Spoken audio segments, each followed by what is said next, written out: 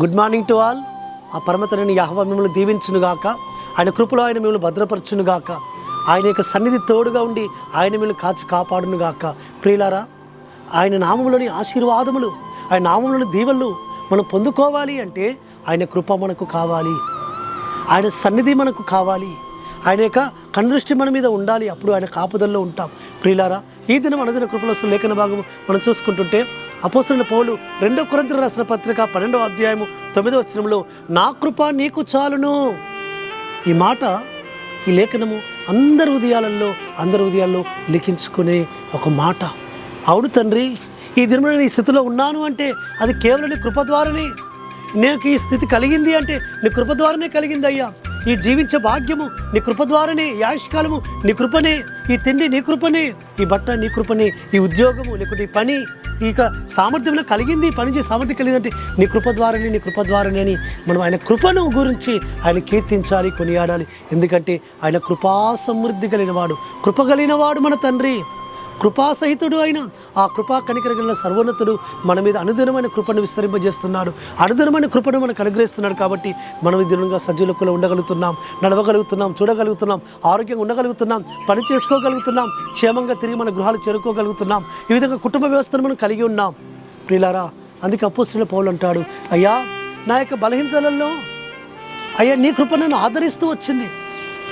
అయ్యా నా శరీరంలో ఒక ముళ్ళు ఉంచావు, ఆ ముళ్ళు తీసివేయాలని ప్రార్థించాను, కానీ అయ్యా నా కృప నీకు చాలును అన్నావు. ఆ కృప ద్వారా నేను ఈ సేవ చేయగలుగుతున్నాను, కృప ద్వారా నేను జీవితం జీవించగలుగుతున్నాను. కాబట్టి ప్రియులారా, మన జీవితంలో ఏది జరిగినా, ఏది జరగబోతున్నా, ఏది జరుగుతున్నా అది ఆయన కృప ద్వారానే. కాబట్టి ఆయన కృప జీవము కంటే ఉత్తమం, ఆయన కృప అమూల్యమైనది, ఉత్తమమైనది.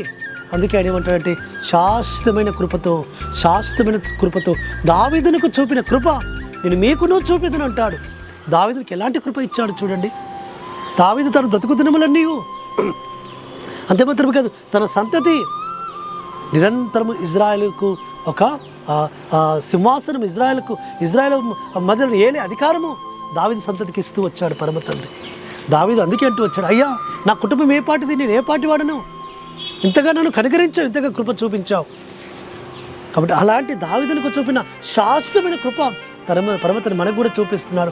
ఆ కృపను బట్టి ఆయన ఆరాధించాలి. ఇంకా అత్యధికంగా ఆయన కృపను పొందుకోవడానికి కొరకు ఆయన సన్నిధిలో మనం దీనులము కావాలి, దీనులకు ఆయన కృప అనుగ్రహిస్తాడు. అట్టి విధంగా మనం ఆయన సన్నిధిలో దీనులముగా ఉందాం, ఆ కృపను పొందుకుందాం, ప్రార్థన చేసుకుందాం. పరలోకమందున్న మా తండ్రి సర్వోన్నతుడా, నీ కృప నాకు చాలును అన్నాడు భక్తుడు. అవుడు తండ్రి, నీ కృప ద్వారానే మేము ఇద్దరు స్థితిలో ఉన్నాము నాయన. అయ్యా నా కృప నీకు చాలునని మీరు అనుదినము కూడా నీ కృపను మనం జ్ఞాపకం చేసుకుంటున్నారు. అయ్యా నీ కృప ద్వారానే జీవింపజేస్తూ, నడిపింపజేస్తూ, క్షేమనిస్తూ భద్రపరుస్తున్నారు. కాబట్టి మీ కృపను గురించి నేను స్తుతిస్తూ, కీర్తిస్తూ, కొనియాడుతూ ఇక అత్యధికంగా నీ కృపను మీద విస్తరింపచేయమని ప్రార్థిస్తూ మానుషకుడు, విమోచకుడు, నజరేయుడైన యెహోవా అతి పరిశుద్ధమైన నామమున స్తుతించి ప్రార్థించి వేడుకుంటున్నాము తండ్రి. ఆమేన్, ఆమేన్. సర్వోన్నతుడు, సర్వాధికారిని యెహోవా కృపా కనికరము నిరంతరం తోడుగా ఉండి ఆయన మనం బలపరచును గాక. ఆమేన్.